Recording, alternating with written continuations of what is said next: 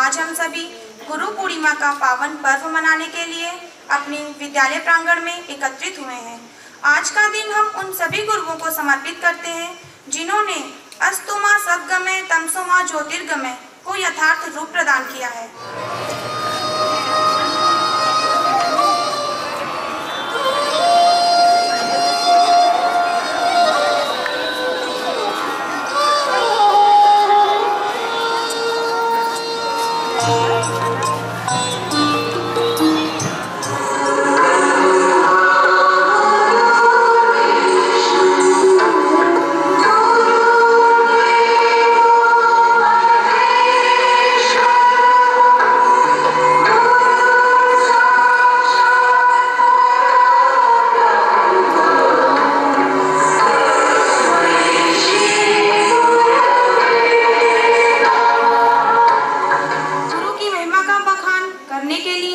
शब्द ही नहीं है।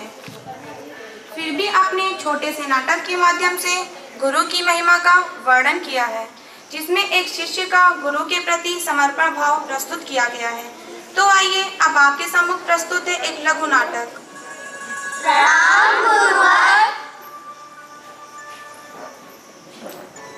राजकुमारों, क्या तुम्हें इस हरे भरे पेड़ पर कुछ नजर आ रहा है? गुरुवर, मुझे इस पेड़ पर केवल पत्तियां ही नजर आ रही हैं। गुरुवर, मुझे हरा भरा पेड़ ही नजर आ रहा है। गुरुवर, मुझे तो केवल समूचा पेड़ ही नजर आ रहा है। गुरुवर, हमें तो फल ही नजर आ रहा है। गुरुवर, मुझे तो इस पेड़ पर बैठी चिड़िया की केवल आंख ही दिखाई दे रही है। शाबाश शाबाश, जो अच्छे धनुर्धारी होते हैं उन्हें केवल अपना लक्ष्य ही दिखाई देता है। तो आइए, आज आपका लक्ष्य यह है कि इस पेड़ पर बैठी चिड़िया की आंख को भेदना है, परंतु शर्त यह है कि आप लोगों का बाट इस चूड़ी के अंदर से होकर जाए। जो आज्ञा गुरुवर।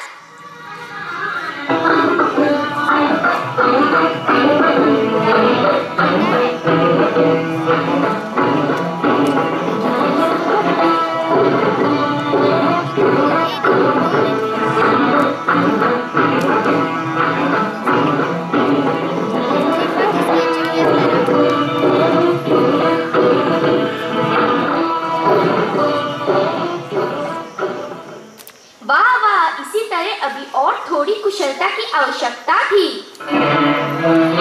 प्रणाम गुरुवर, मैं एकलव्य हूँ।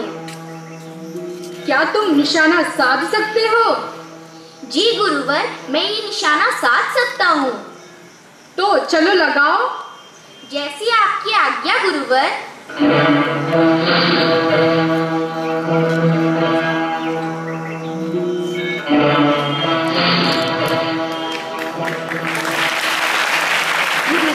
क्या आप मेरे गुरु बन सकते हैं? नहीं, यह संभव नहीं है, क्योंकि मैं एक राजगुरु हूँ। मैं केवल राजकुमारों को ही शिक्षा दे सकता हूँ। राजकुमारों, चलो गुरुकुल की ओर चलते हैं। गुरुवर, मैंने आपकी प्रतिमा को गुरु मानकर शिक्षा प्राप्त की थी। अब तुम अपना पूरा परिचय दो। मैं व्याधिराज हिरण्यधेनु का पुत्र हूँ। मेरे पिता मगध नरेश जरासंध के सेना नायक थे।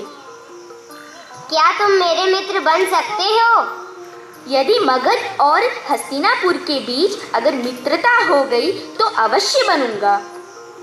तुम एक बड़े तेजस्वी धनुर्धर लगते हो, तो फिर गुरु दक्षिणा नहीं दोगे?